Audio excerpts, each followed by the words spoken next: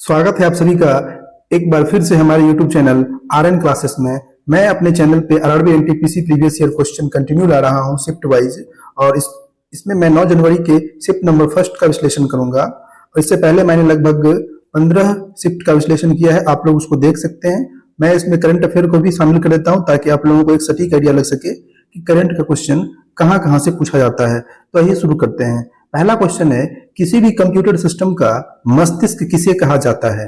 ये बहुत ही आसान क्वेश्चन है। जैसा कि हम लोग जानते हैं, जो कंप्यूटर सिस्टम का मस्तिष्क होता है वो सीपीयू को कहा जाता है। सीपीयू बोले तो सेंट्रल प्रोसेसिंग यूनिट। क्या बोलते हैं इसको लोग? Central processing unit. सीपीयू के 3 पार्ट होते हैं। पहला ध्यान रखिएगा एएलयू, जिसको हम लोग कहते हैं अरिथमेटिक लॉजिकल यूनिट। दूसरा होता है कंट्रोल यूनिट और तीसरा होता है मेमोरी यूनिट।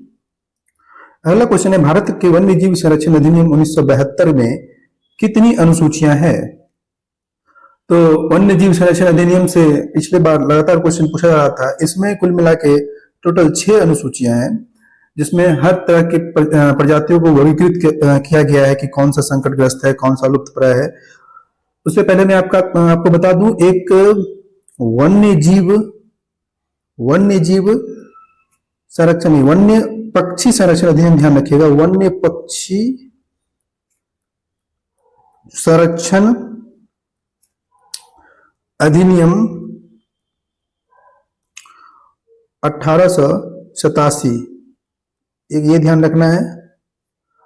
और एक पॉइंट ये याद रखना है कि हमारे संविधान में जो 42वां संशोधन हुआ था 1976 में, उसमें क्या किया था कि वन और जंगली जानवर, पौधे, इन सभी का जो संरक्षण था वो पहले राज्य सूची में था। उसको राज्य सूची से निकाल करके कहां डाल दिया गया? समवर्ती सूची में डाल दिया गया। ये भी ध्यान रखना है। अगला क्वेश्चन है, किस सार्वजनिक क्षेत्र के उद्यम को महारत्न का दर्जा प्राप्त है? आपको बता दूं, एग्जाम हुआ था 2021 के जनवरी में। उस समय तक लगभग 9 या 10 महारत्न थे। अकॉर्डिंगली इसका आंसर हो जाएगा Indian oil corporation limited, option number 1। But अभी फिलहाल में टोटल महारत्न की संख्या हो गई है 13। आपको इसमें तीनों का नाम याद रखना है। 11वें नंबर पे जो है वो है पावर फाइनेंस कॉर्पोरेशन। जो 12वां बना था उसका नाम था ग्रामीण विद्युतीकरण निगम। और जो 13वां हाल फिलहाल बना है ऑयल इंडिया लिमिटेड, जिसके जो निदेशक है वो कौन है? रंजीत रथ है। इसको आप लोग ध्यान रखिएगा, ये इंपॉर्टेंट क्वेश्चन था।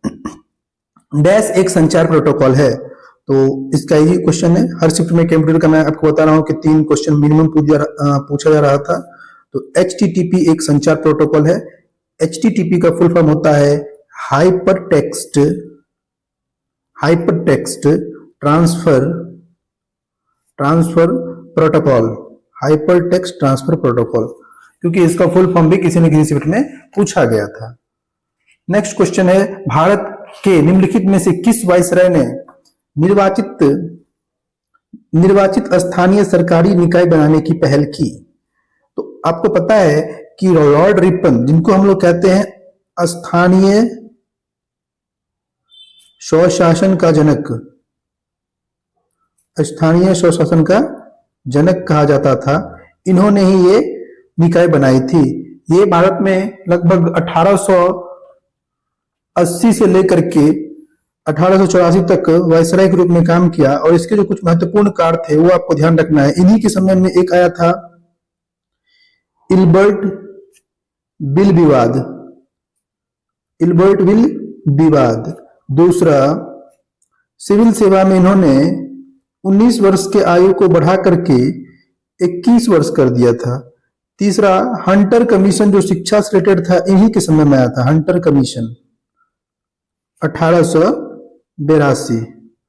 और क्या, इनका एक स्टेटमेंट था, उसको भी ध्यान रखना है। इन्होंने जो स्टेटमेंट दिया था वो ये दिया था कि मेरे कार्यों से मुझे आके ना कि मेरे शब्दों से। ये भी ध्यान रखना है क्योंकि ये सब एग्जाम में पूछ लेता है, ये किसका स्टेटमेंट था, वो किसका स्टेटमेंट था। तो इसका करेक्ट आंसर लॉर्ड रिपन हो जाएगा। किस नदी खंड को राष्ट्रीय जलमार्ग 2 के नाम से जाना जाता है? तो ये बहुत ही आसान क्वेश्चन है। इसका करेक्ट आंसर हो जाएगा ब्रह्मपुत्र। क्या हो जाएगा? ब्रह्मपुत्र हो जाएगा। नेशनल वाटरवेज 1, 2, 3 इतना तो आपको कम से कम याद रखना है। यहाँ पे मैंने आपके लिए एक स्लाइड बना दिया है जिसमें देखिए कि जो नेशनल वाटरवे 1 है उसका नाम क्या है? Ganga Bhagirathi Hooghly river system. ये 1620 किलोमीटर इसकी लंबाई है और ये उत्तर प्रदेश, बिहार, झारखंड और वेस्ट बंगाल से क्या करती है? बहती है।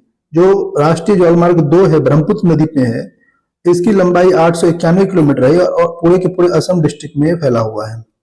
और जो नेशनल वाटरवे 3 है, जो पश्चिमी तट नहर, चंपकारा और उद्योग मंडल नहरें, ये 205 किलोमीटर इसकी लंबाई है और ये केरल में है। ये तीनों को आप लोग ध्यान रखिएगा।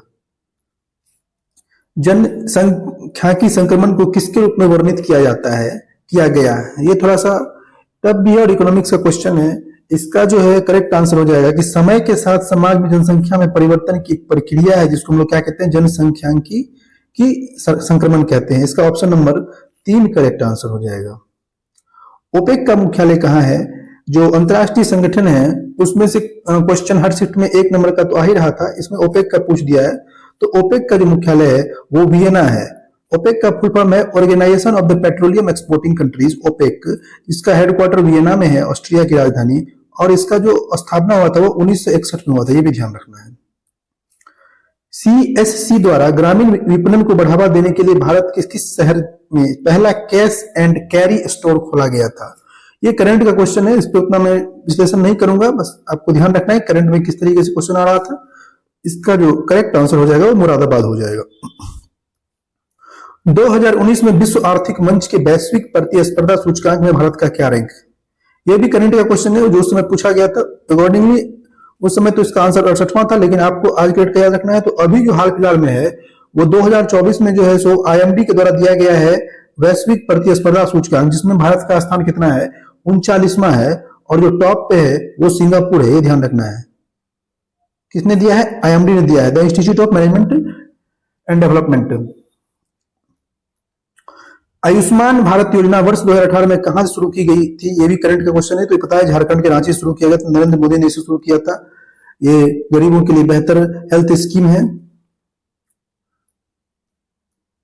डिजिटल इंडिया के उस संग्रह का नाम बताइए जिसे 2019 में जारी किया गया था। ये भी करंट का ही क्वेश्चन है। देखिए कि 21 में एग्जाम हुआ है और 19 में करंट का क्वेश्चन पूछा गया था। इस शिफ्ट में करंट का थोड़ा सा क्वेश्चन का जो ये है वेटेज ठीक ठाक है और प्लस क्वेश्चन अच्छा पूछा गया है। तो इसका करेक्ट आंसर था डिजिटल भारत सक्षम भारत, ऑप्शन नंबर 2 इसका करेक्ट आंसर हो जाएगा। भारत की पहली मानवयुक्त अंतरिक्ष उड़ान का नाम क्या है? ये क्वेश्चन बहुत दिनों से रिपीट हो रहा है क्योंकि अभी तक ये गया नहीं है और अभी भी ये पूछेगा। ऐसा नहीं कि उस समय पूछा गया तो अभी भी पूछ सकता है, क्योंकि इसमें बहुत सारे क्या है मिशन है। इसका नाम है गगनयान। इसका क्या नाम है? गगनयान नाम है। मैं आपको बता दूं ये 2018 में जो ग्रुप डी वगैरह हुआ था उसमें भी ये क्वेश्चन पूछा गया था। 2021 में जो NTPC हो गया उसमें भी पूछा जाएगा और अगर अभी कोई एग्जाम होता तो उसमें भी पूछा जा सकता है। इसीलिए क्वेश्चन आपको ध्यान रखना है। मानव युक्त अंतरिक्ष उड़ान का नाम है गगनयान। बात करें थोड़ी सी गगनयान के बारे में, तो ये इसरो का एक मिशन है गगनयान। इस मिशन के तहत 3 अंतरिक्ष मिशनों को कक्षा में भेजा जाएगा, जिसमें 2 क्या होंगे? 2 होंगे मानव रहित होंगे और 1 मानव युक्त होगा। तो इन तीनों मिशनों में 2 मानव रहित होंगे जबकि 1 मानव युक्त मिशन होगा। और जो मानव युक्त मिशन होगा उसमें 1 महिला समेत 3 भारतीय अंतरिक्ष यात्री होंगे। जो अभी जिसको ट्रेनिंग कौन दे रहा है? रूस दे रहा है। ये लगभग 5-7 दिनों के लिए पृथ्वी से 300-400 किलोमीटर की ऊंचाई पर जो निम्न भूकक्षा उसमें चक्कर लगाएगा और फिर इसे हिंद महासागर में उतारने का प्लानिंग किया जा रहा है। इसके लिए जो हमारे पास रॉकेट है वो GSLV MK3 का उपयोग किया जाएगा, जिसको हम लोग LM3 भी कहते हैं। 2019 में उत्तर प्रदेश की सरकार ने 77वीं वर्षगांठ पर एक दिन में 22 करोड़ से अधिक पौधे लगाने की योजना बनाकर एक विश्व रिकॉर्ड बनाया था। किस अवसर पर बनाया था? हालांकि ये करंट का क्वेश्चन है, तो इस तरह के क्वेश्चन आ जाते हैं एग्जाम में, आप लोग देख सकते हैं। आप लोगों को करंट की तैयारी अच्छे से करनी है। जो ये था भारत छोड़ो आंदोलन। भारत छोड़ो आंदोलन कब शुरू हुआ था? 9 अगस्त 1942 को।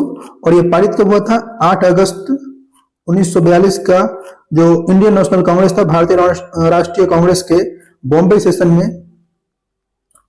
में ये हुआ था। और इसी में जो है सो महात्मा गांधी ने मुंबई के ग्वालियर टैंक से भारत छोड़ो भाषण दिया था। भारत छोड़ो भाषण दिया था। और इसमें आपको ध्यान रखना है, इसी मूवमेंट के दौरान एक नारा लगाया गया था, करो या मरो का। करो या मरो का नारा लगाया गया था। और जो भारत छोड़ो आंदोलन की मुख्य नायिका थी, उसका नाम था अरुणा आसफ अली। क्योंकि बहुत सारे नेता पहले ही दिन गिरफ्तार हो चुके थे, इसीलिए इन्होंने अंडरग्राउंड होकर अपना एक रेडियो के माध्यम से इस आंदोलन को पूरी तरीके से संभाला। इसीलिए इन्हें भारत छोड़ो आंदोलन का नायक कहा जाता है, नायिका कहा जाता है अरुणा आसफ अली को। और उस समय जो हमारे देश के वायसराय थे, उनका नाम था लॉर्ड लिनलिथगो। क्या नाम था? लॉर्ड लिनलिथगो नाम था, ये भी याद रखना है। गेट का उत्तराधिकारी संगठन कौन रहा है? यानी कि पहले गेट था और अभी हाल फिलहाल में वो कौन है? तो WTO है, वर्ल्ड ट्रेड ऑर्गेनाइजेशन, जिसकी स्थापना 1995 में हुई थी और जिसका हेडक्वार्टर जो है, मुख्यालय है, वो है जेनेवा। और इसके जो अभी डायरेक्टर जनरल है, उनका नाम है नगोजी ओकोंजी इवेला। नगोजी ओकोंजी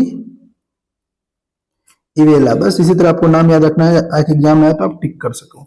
जो UNCTAD है, इसका मुख्यालय भी कहाँ है? जिनेवा में ही है। जो ILO है, ILO का मुख्यालय भी जिनेवा में भी है। ILO का स्थापना हुआ था 1919 में, अंतर्राष्ट्रीय श्रम संगठन इसको हम लोग कहते हैं। और जो इसके निदेशक हैं, उनका नाम है गिलबर्टो हंगबो। क्या नाम है? गिलबर्टो हंगबो। 2019 में प्रधानमंत्री मोदी द्वारा किस शब्दकोश का 5वां खंड जारी किया गया था? तो ये भी करंट का क्वेश्चन है, और करंट का क्वेश्चन इस में बहुत अच्छा पूछा गया था। ऐसा नहीं था कि डायरेक्ट कहीं से पूछा गया था, थोड़ा सा डिफिकल्ट पूछा गया था। इसका जो करेक्ट आंसर हो जाएगा वो हो जाएगा शहीदों की डिक्शनरी, ऑप्शन नंबर 4। 17 जनवरी 2019 में बाहरी अंतरिक्ष के शांतिपूर्ण उपयोग के क्षेत्र में सहयोग पर किन दो देशों के बीच समझौता ज्ञापन पर हस्ताक्षर किए गए हैं? ये करंट का क्वेश्चन है। और मैं आपको बता दूं कि देखिए, एग्जाम हुआ था आपका जनवरी 2021 में, ये शिफ्ट का है, और क्वेश्चन पूछा है जनवरी 2019 का, यानी कि 2 साल पुराना करंट है ये। अब वो भी क्या है? MOU है, कोई ऐसा भी नहीं है कि जो बहुत इंपॉर्टेंट हो। MOU साइन हुआ था। MOU इतने सारे साइन होते हैं कि आदमी याद ना कर पाए सही से, तो ये थोड़ा सा डिफिकल्ट क्वेश्चन था। इसका जो करेक्ट आंसर हो जाएगा वो हो जाएगा भारत और फिनलैंड। हालांकि करंट का आंसर बता के मुझे कोई ऐसा नहीं है ना आपको बेनिफिट है, बट आप देख सकते हो कि करंट किस तरीके से पूछा जा रहा था। मैं बार बार यही एम्फेसाइज दे रहा हूं। उस स्मारक का नाम बताइए जो एक पुरातात्विक स्थल के सफल जीर्णोद्धार और संरक्षण का प्रमाण है। तो ये सांची का स्तूप है। सांची का स्तूप कहाँ है? तो ये रायसेन जिला है मध्य प्रदेश में, वहीं पे रायसेन मध्य प्रदेश। और इसका निर्माण अशोक ने करवाया था, और ये बुद्ध धर्म को से रिलेटेड है। बुद्ध धर्म, ये भी ध्यान रखना, बौद्ध धर्म से रिलेटेड है, बौद्ध धर्म। आधुनिक आवर्त सारणी में तत्वों को लंबवत स्तंभों में व्यवस्थित किया गया है। तो कितने लंबवत स्तंभ है ये पूछ रहा है। जो लंबवत स्तंभ है वो कुल मिला के कितने हैं? 18 हैं। जो लेटे हुए घर हैं वो कितने हैं? 7 हैं। लंबवत स्तंभ को हम लोग समूह कहते हैं, और क्षैतिज को हम लोग, घर को हम लोग क्या कहते हैं? आवर्त कहते हैं। आधुनिक आवर्त सारणी में जो परमाणु संख्या के बढ़ते क्रम में इसको सजाया गया है, और इसका मोस्ले ने इसको तैयार किया था, ये भी ध्यान रखना है, मोस्ले। बहुपक्षवाद और कूटनीति का अंतर्राष्ट्रीय दिवस कब मनाया जाता है? ये पहली बार मनाया गया था कब? 2019 में, 24 अप्रैल 2019 में पहली बार मनाया गया था। इसीलिए क्वेश्चन एग्जाम में पूछा गया है, क्योंकि ये पहली बार मनाया गया था, इसीलिए पूछा गया, ध्यान रखना। तो इस हर साल कुछ ना कुछ दिवस पहली बार मनाए जाते हैं, इसीलिए वो एग्जाम में इंपॉर्टेंट हो जाता है। इसलिए हमको जो भी दिवस पहली बार मनाया गया है उसको ध्यान रखना है। तो इसका जो सही उत्तर हो जाएगा 24 अप्रैल हो जाएगा, बहुपक्षवाद और कूटनीति का अंतर्राष्ट्रीय दिवस। पॉलिटिक्स ऑफ जुगाड़, द कॉलिएशन हैंडबुक के लेखक कौन है? अब तक जो एनटीपीसी में क्वेश्चन पूछ रहा था, जिससे पहले हमने 15 शिफ्ट का विश्लेषण किया, उसमें पुराने किताब से क्वेश्चन पूछ रहे थे, जो पुराने बुक हैं।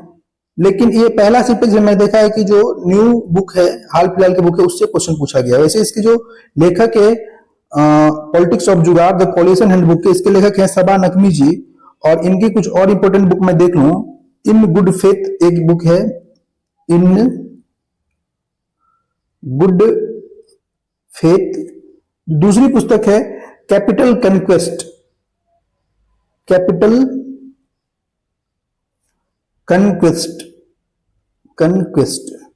और जो तीसरा क्वेश्चन है बुक है इसका, वो याद रखना है, पूछा हुआ किसी न किसी एग्जाम में है, सेड्स ऑफ सैफ्रॉन। बहुत इंपॉर्टेंट बुक है ये, shades of saffron, from Vajpayee to Modi, from Vajpayee to Modi. ये इंपॉर्टेंट बुक है, ये तीनों याद रखना है। ये तीनों सबा नकवी जी ने इनको लिखा है। सिपाही विद्रोह के समय गवर्नर जनरल कौन था? तो सिपाही विद्रोह के समय गवर्नर जनरल था लॉर्ड कैनिंग। लॉर्ड कैनिंग ही भारत का पहला वायसराय बना और अंतिम गवर्नर जनरल था, यह भी ध्यान रखना है। ये पहला वायसराय और अंतिम गवर्नर जनरल था। ये कब हुआ था? ये 1857 में शुरू हुआ था सिपाही विद्रोह, 10 मई 1857 को, ये डेट भी याद रखना है। और लॉर्ड कैनिंग की मैं बात कर लूं तो इनके कुछ अच्छे काम देख लो। पहला इन्होंने किया था, हड़प नीति को रद्द कर दिया था, जो बहुत ही खराब नीति था। दूसरा था, इन्होंने हिंदू विधवा पुनर्विवाह को शुरू किया था ईश्वर चंद्र विद्यासागर की मदद से 1856 में, हिंदू विधवा पुनर्विवाह। और तीसरा, इन्होंने भारत में आयकर की शुरुआत की थी, ये भी ध्यान रखना है, भारत में आयकर की शुरुआत किया था। तो ये तीनों इसके मुख्य काम हैं, इसके बारे में ध्यान रखना आप लोगों को। आईसीसी पुरुष क्रिकेट कप 2019 के फाइनल मैच का स्थल कौन सा था? तो ये था आपको लॉर्ड्स लंदन। आपको ध्यान रखना है कि आईसीसी 2023 हुआ है वर्ल्ड कप पुरुष का, तो इससे क्वेश्चन पूछने के प्रबल चांसेस हैं, इसके बारे में सब कुछ ध्यान रखिएगा। कुछ इंपॉर्टेंट फैक्ट मैंने अपनों के लिए रखा है यहाँ पे, जैसे कि ये कब से कब तक हुआ, तो 5 अक्टूबर से लेकर 19 नवंबर तक चला। उसके बाद जो होस्ट कंट्री था वो भारत था। चैंपियन कौन रहा? तो ऑस्ट्रेलिया रहा। ऑस्ट्रेलिया का 6ठा टाइटल था। जो हारने वाली टीम थी वो भारत थी।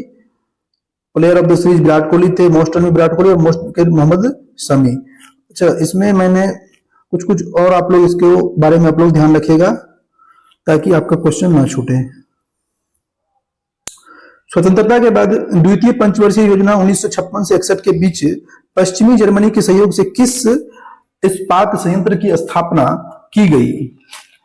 तो जर्मनी के सहायता सहयोग से राउरकेला इस्पात संयंत्र की स्थापना की गई थी, ध्यान रखिएगा इसको।